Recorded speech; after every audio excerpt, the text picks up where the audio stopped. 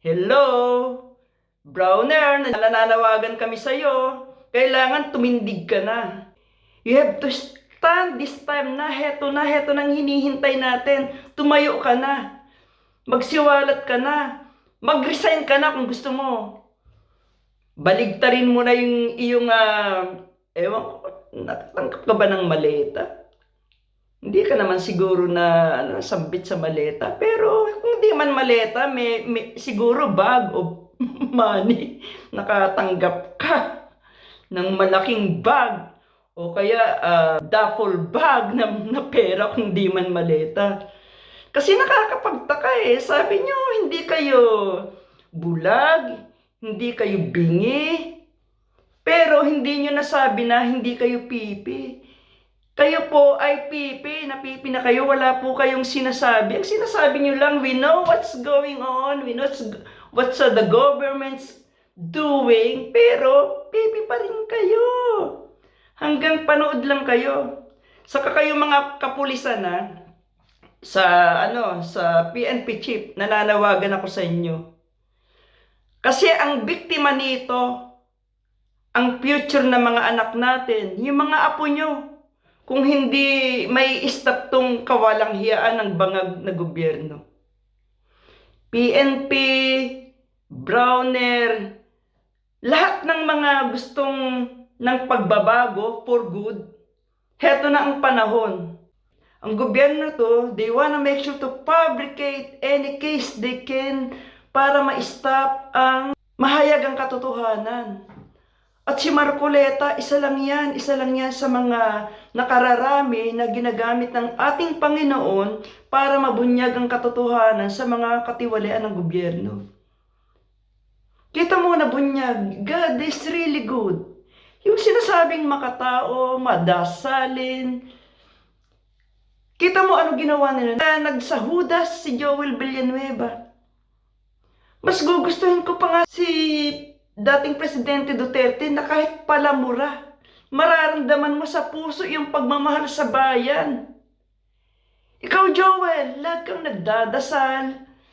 You are just like any other pretentious na kunyari, mabuting tao, malinis na tao, pero in the end, yan. Oh, hindi ka ngayon makapagsalita sa rally kasi bumaliktad ka. Nagsahudas ka. Heto na siguro yung time na sana hindi ka bumaliktad. Isa ka sa mga nagsasalita sa rally para itakwil yung kababuyan ng administrasyon na to. You lost your time. Sinayang mo talaga. INC talaga, saludo ako sa inyo. Pero naniniwala ako sa lahat ng JIL. Marami pong mga makaduterte dyan. Kaya nag-alisan. Kaya talagang minura-mura si Joel. Marami pong, kasi we're Filipino, ang social media is everywhere. We know.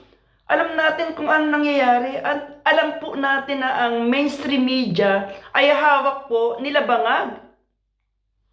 Kaya hindi magsasabi ng katotohanan yan. Ini-splice nila ang totoong nangyayari. Joel, we are now in a modern world, social media. Kahit anong kuda mo dyan, paliwanag mo dyan, malinisan ka, wala nang naniniwala sa'yo. All you have to do is to keep quiet, keep your mouth shut, magsisi ka sa iyong mga ginawa, mag-sorry ka, mag-apologize ka kila Marcoleta sa minority block ngayon, baka mapatawad ka pa namin. Ha? Yun lang dapat mong gawin. INC talaga, tuwan-tuwa ako, this is the, siguro heto na to yung people power tree na sinasabi. Sabi nga ni Chavit Singson, 40 years, lagi may nangyayari. May nangyayaring isang malaking event, kaganapan, for good. Kaya mga ka-DDS, ako po pala si DDS Forever, meron po akong channel. I stopped for like 5-6 years kasi naging busy po ako. Pero once in a while, I'll upload my video dito sa Facebook, saka sa YouTube.